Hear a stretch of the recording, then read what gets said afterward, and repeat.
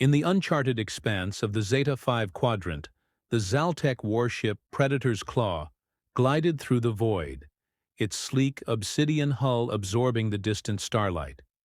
On the bridge, Captain Derek Vrax stood with an air of unassailable confidence, his piercing eyes scanning the holographic display before him.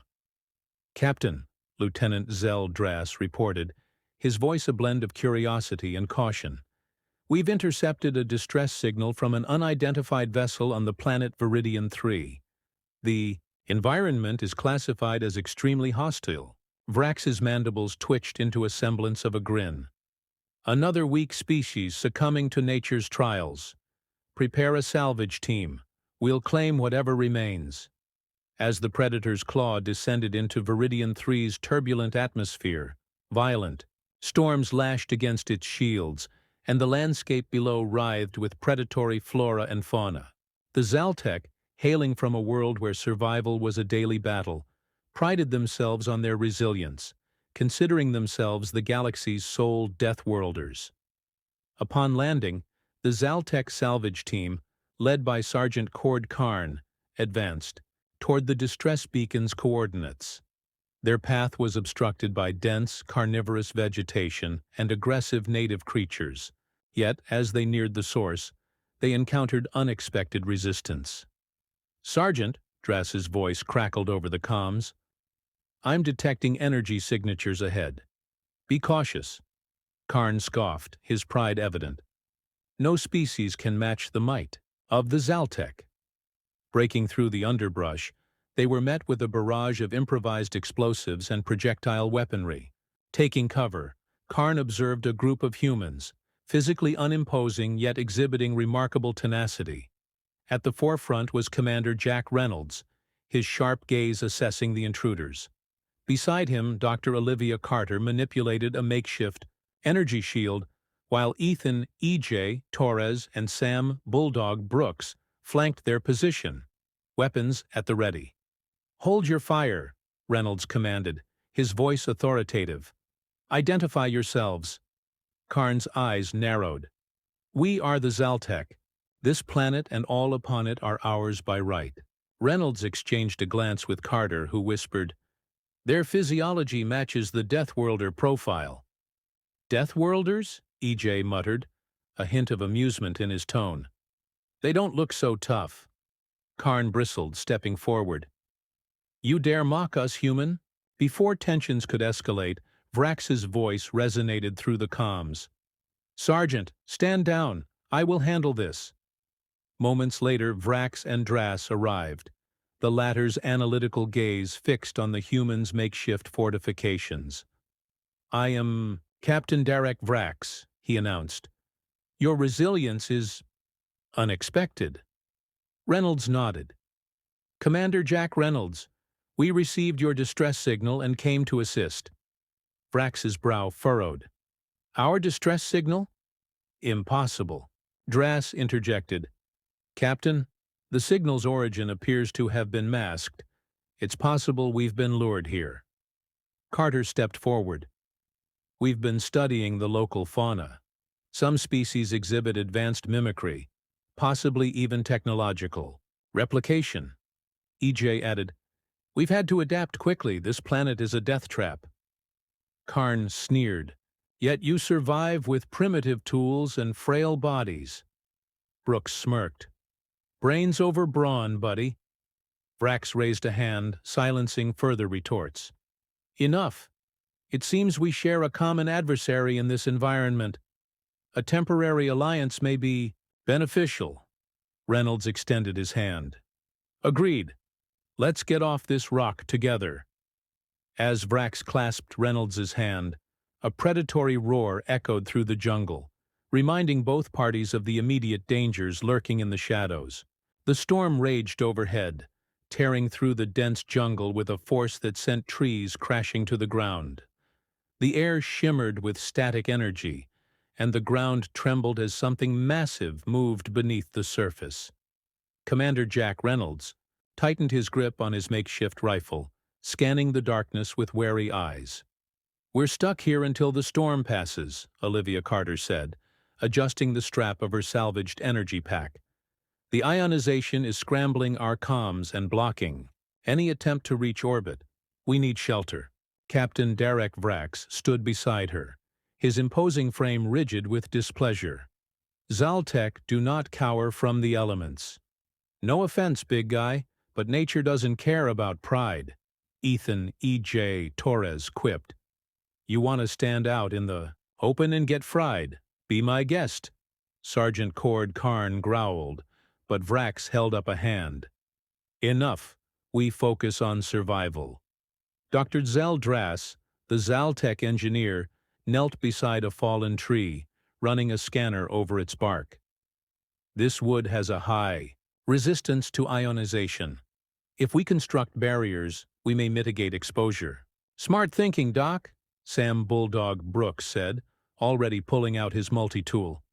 Let's get to work. The humans and Zaltec worked in uneasy silence, fashioning a crude shelter from fallen debris and wreckage. The Zaltec relied on brute strength, splitting logs with ease, while the humans compensated with ingenuity, binding materials together with salvaged cables. The structure was meager, but it would hold. Inside, the flickering glow of a repurposed power cell provided dim illumination. Olivia huddled over a datapad, attempting to calculate their next move. Even if the storm clears, we still need a way off this planet. Our ships are wrecked. There may be a solution, Dras said, his voice measured. We detected an anomalous energy source before landing. It may be an abandoned outpost. If we can reach it, we might find a means of communication or transportation. Or walk straight into something worse, Brooks muttered. Vrax turned to Reynolds. Your team has already proven resourceful. Can you navigate us there? Reynolds smirked. Only if you promise not to question our methods. Vrax inclined, his head slightly. Very well. The uneasy alliance cemented. The group set off at dawn. The jungle was eerily silent, as if the storm had frightened the predators into hiding. It made Reynolds nervous. It's too quiet, he muttered to Olivia. Something's off. Agreed. We should pick up the pace. Their caution proved warranted. As they crossed a dried riverbed, the ground trembled. Then, with a deafening crack, it gave way. Reynolds, Olivia, and Dras tumbled into the darkness below. The others barely managed to avoid the collapse, scrambling to the edge of the chasm. Reynolds, E.J. called, shining his wrist light into the pit. Below, the trio groaned as they assessed their injuries. Olivia clutched her side, wincing.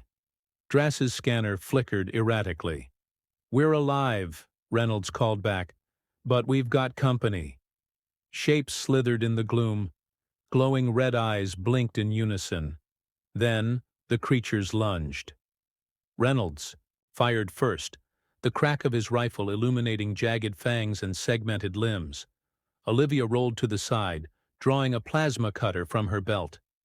Dras, though injured, activated a repulsor field, sending the nearest creature skidding backward.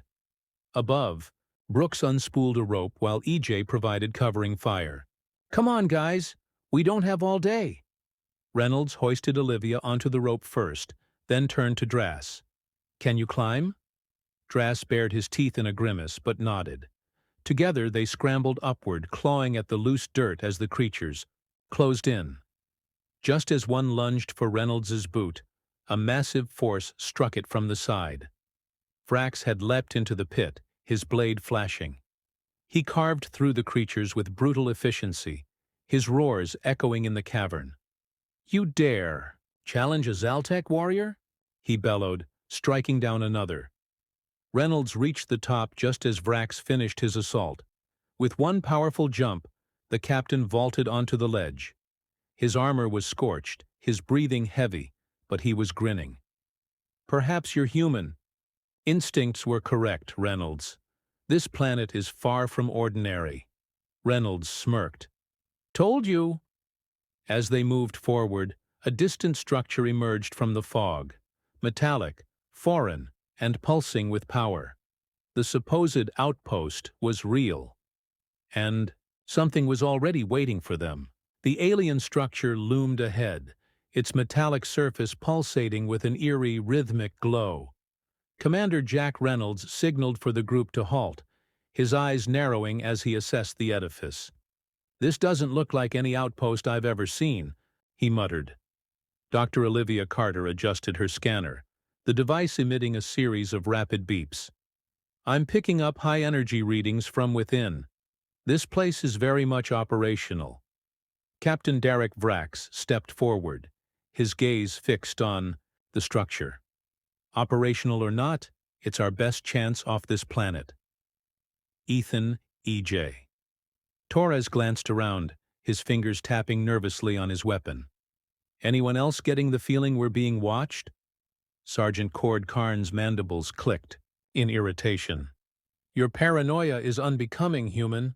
Before EJ could retort, a low hum resonated from the structure, and a section of the wall slid open, revealing a dark corridor.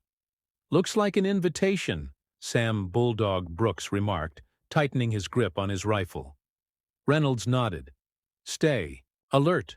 We move in, assess the situation, and find a way to contact our ships." As they entered, the corridor illuminated with a soft ambient light. The walls were adorned with intricate patterns that seemed to shift and change, evoking a sense of unease. Dr. Zeldras examined the designs, his brow furrowing. "These symbols, they resemble ancient Zaltec script, but distorted." "Distorted? How?" Olivia inquired, her curiosity piqued. "As if corrupted over time," Dras replied. "It's unsettling." The group pressed on, the corridor opening into a vast chamber. At its center stood a towering obelisk, its surface covered in the same shiftings, symbols. Energy arcs crackled around it, casting erratic shadows on the walls. "This must be the source of the energy readings," Olivia said, approaching the obelisk cautiously. Vrax's eyes narrowed. "It could be a power core. If we can interface with it, we might be able to send a distress signal." Dras stepped forward, producing a set of tools from his pack. "I'll attempt to establish a connection." As he worked, the ambient hum grew louder, and the symbols on the obelisk began to glow more intensely. Suddenly the chamber trembled, and a deep, resonant voice echoed around them. "Intruders detected. State your purpose." The team exchanged wary glances. Reynolds stepped forward, his voice steady.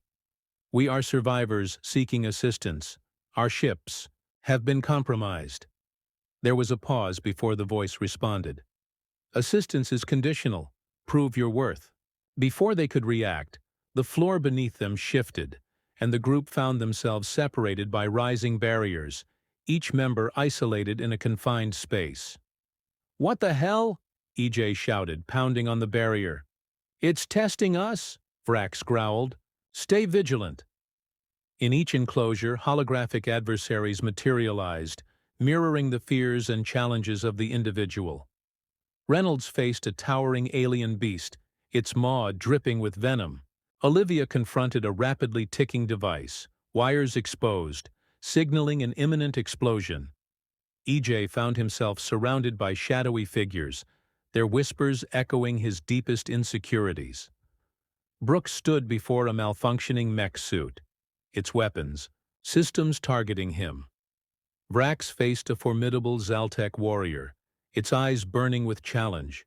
Karn was encircled by spectral images of fallen comrades, their accusatory stares piercing his resolve.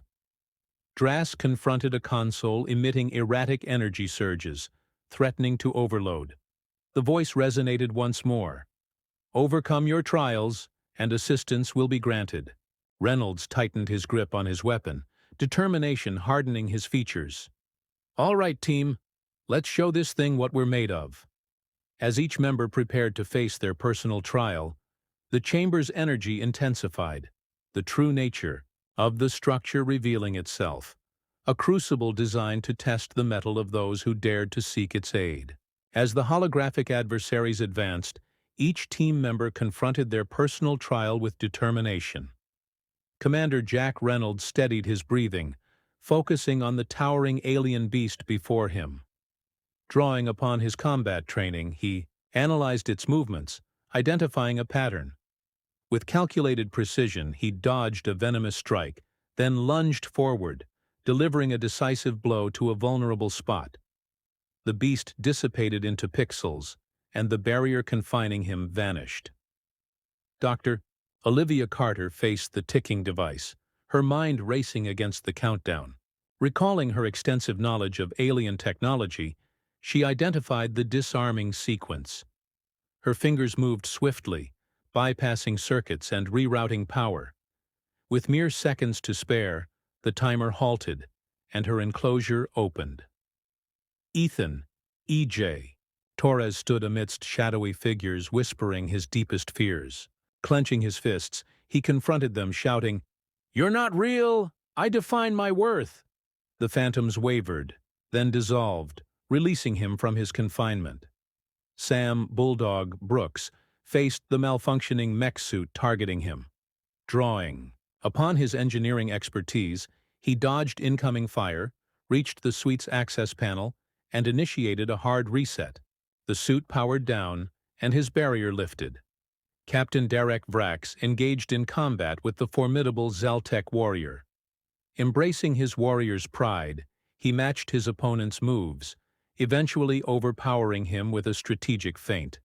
The hologram bowed in respect before vanishing, and Vrax's path cleared. Sergeant Cord Karn was surrounded by spectral images of fallen comrades. Overwhelmed with guilt, he took a moment to honor their memory, then steeled himself, vowing to live in their honor. The apparition smiled before fading, and his enclosure opened. Dr. Zeldras faced a console emitting erratic energy surges. Utilizing his deep understanding of Zaltec technology, he stabilized the energy flow, preventing an overload. The console hummed steadily, and his barrier disappeared. Reunited in the central chamber, the team exchanged relieved glances. The deep, resonant voice echoed once more. "You have proven your worth. Assistance will be granted." The obelisk's energy intensified, and a portal materialized before them, revealing a pathway to a hangar housing a functional spacecraft. "Our way out," Reynolds said, a grin spreading across his face. As they approached the vessel, Vrax placed a hand on Reynolds's shoulder. "Your team's resilience is commendable, Commander. Perhaps humans are not so dissimilar to Zaltec after all." Reynolds nodded. "Maybe this is the start of a new alliance." With renewed camaraderie, the diverse team boarded the spacecraft, ready to face whatever challenges awaited them beyond the stars.